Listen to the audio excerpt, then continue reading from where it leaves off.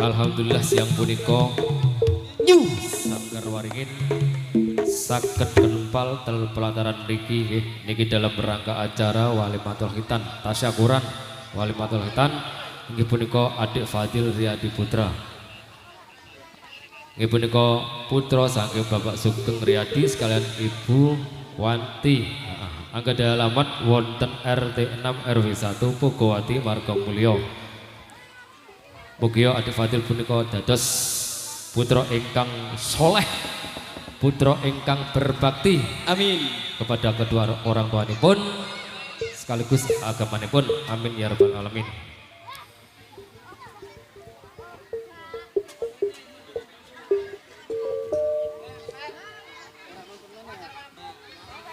Dadi le wong atiku